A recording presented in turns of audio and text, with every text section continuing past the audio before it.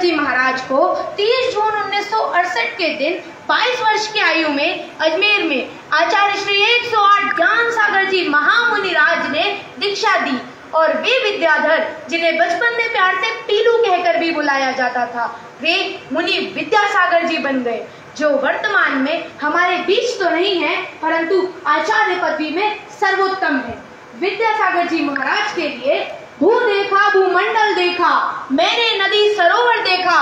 आसमान से जाकर मैंने कहां कहां ना देखा, लेकिन जब से तुमको देखा गुरुवर, तब से मुझको ऐसा लगता जैसे मैंने चलते फिरते वर्तमान महावीर को देखा, वर्तमान महावीर को देखा। विद्यासागर जी महाराज को हिंदी के अलावा 8 अन्य भाषाओं में भी महारत हासिल था। यहाँ तक उन्होंने जापानी की भाषा और अंग्रेजी में भी एक ग्रंथ लिखा, the seed down to the earth, और हिंदी में उन्होंने मूक माटी महाकाव्य और कई शतक, निरंजन शतक, भावना शतक, समिति शतक एवं शर्मान शतक भी लिखी थी। और तोता रोता क्यों है और नर्मदा का नर्म कंकड़ भी उनके प्रचलित काव्य हैं, जो आज भी हिंदी पाठ्यक्रम में पढ़ाए जाते हैं। आचार्य श्री को 19 नवंबर 1972 के दिन आचार्य श्री 108 ज्ञान सागर जी महाराज से आचार्य पद की प्राप्ति हुई और मुनि श्री विद्यासागर बन गए आचार्य श्री 108 विद्यासागर जी महामुनिराज। विद्यासागर जी महाराज के कई प्रचलित शिष्य हैं,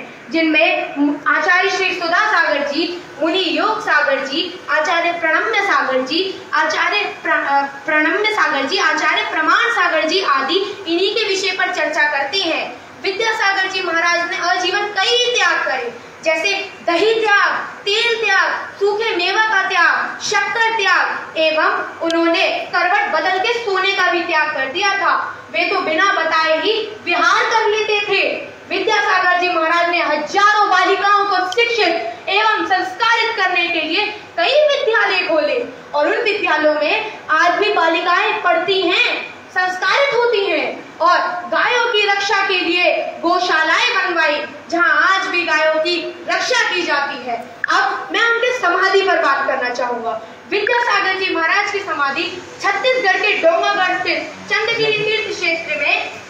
उन्होंने 3 दिन का मौन व्रत और उपवास धारण किया और 18 फरवरी 2024 पे उन्होंने संलेखना व्रत धारण करके 2:35 पर समाधि पूर्वक उनकी समाधि